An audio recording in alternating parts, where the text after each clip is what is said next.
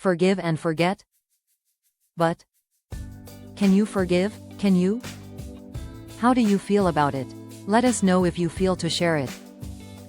Forgiveness is frequently misunderstood as a passive act of weakness or an absolution of wrongdoing.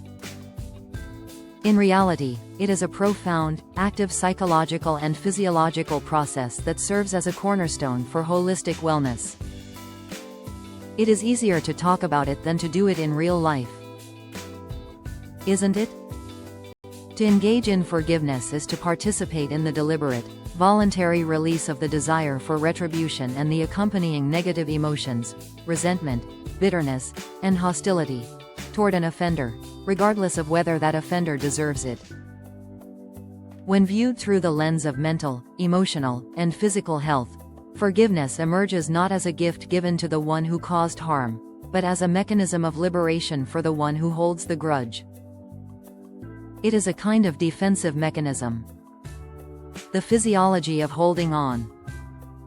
To understand how forgiveness restores wellness, one must first recognize the toll of its antithesis, unforgiveness. When you feel that you can't forgive, how do you feel psychologically? How does it reflect on your wellness? When an individual harbors deep-seated resentment, they exist in a state of chronic, low-level stress. This emotional state keeps the body's sympathetic nervous system, the fight-or-flight mechanism, perpetually engaged. The physiological consequences are significant. Chronic stress triggers the persistent release of cortisol and adrenaline. While these hormones are beneficial in short bursts, their long-term elevation leads to systemic inflammation, suppressed immune function, and increased blood pressure. Studies in psychoneuroimmunology have demonstrated that individuals who ruminate on past hurts experience higher levels of cardiovascular reactivity, which over time can lead to arterial damage and an increased risk of heart disease. In this context, unforgiveness is a physiological burden, a toxicity that the body must work continuously to manage. The mechanism of restorative forgiveness. Forgiveness functions as a circuit breaker for this stress response. By deciding to let go of the emotional attachment to an injury, an individual effectively signals the nervous system to move from a state of sympathetic arousal to parasympathetic dominance. The parasympathetic system is responsible for the rest and digest functions, promoting healing, lowering heart rate, and stabilizing metabolic processes. When a person moves toward forgiveness, they are not necessarily condoning the behavior or reconciling with the offender. Rather, they are choosing to reclaim their cognitive and emotional resources. Rumination, the act of mentally replaying the offense, is cognitively expensive. It consumes mental bandwidth, interferes with sleep, and limits the capacity for empathy and creativity. Forgiveness stops the loop of rumination, allowing the individual to redirect their mental energy toward productive pursuits, personal growth, and self-care. Emotional and psychological liberation. From a psychological perspective, forgiveness is a tool for autonomy. When someone remains trapped in anger, they remain tethered to the offender. Their emotional state is dictated by the actions of another person, often long after the event has concluded. Forgiveness breaks this tether. It is an act of reclaiming power. It acknowledges the pain, an essential step that many mistake for forgetting, but refuses to allow that pain to define one's current reality. Furthermore, forgiveness cultivates resilience. It requires an individual to process complex emotions, develop self-compassion, and adopt a more nuanced view of human fallibility. Those who cultivate a forgiving personality tend to report higher levels of life satisfaction, less depression, and lower anxiety.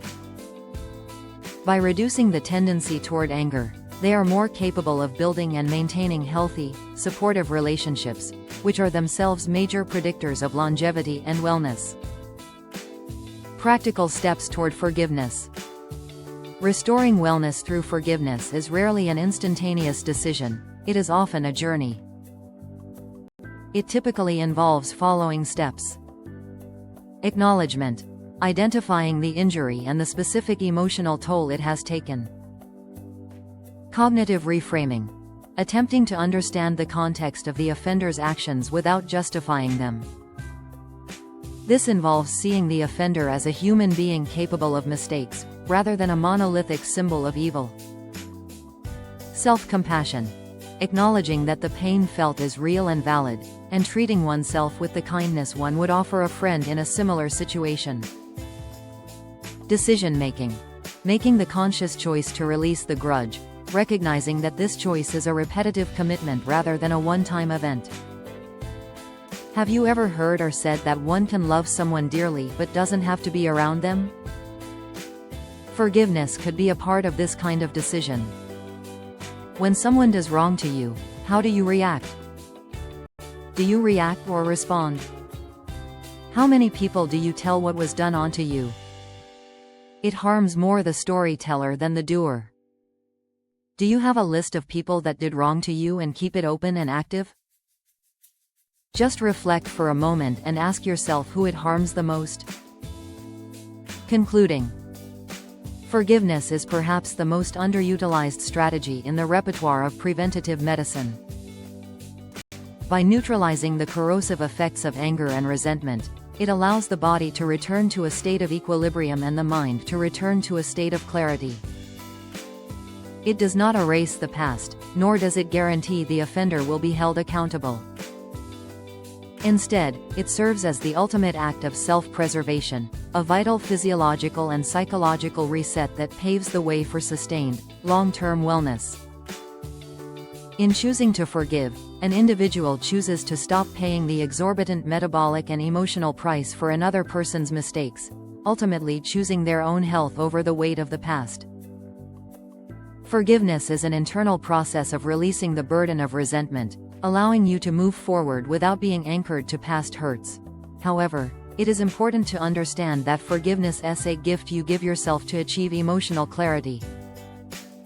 Setting boundaries is the practical application of self-respect that protects your well-being, ensuring that you do not remain in situations that compromise your peace or integrity. By combining forgiveness with firm boundaries, you create a healthy framework where you can let go of bitterness while simultaneously ensuring that your needs and safety are prioritized in your relationships. We hope this video brought you closer to some important forgiveness.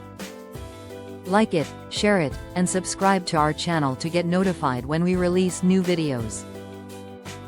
Let us know in the comments below what is your relationship with forgiveness. Thank you for watching. See you soon.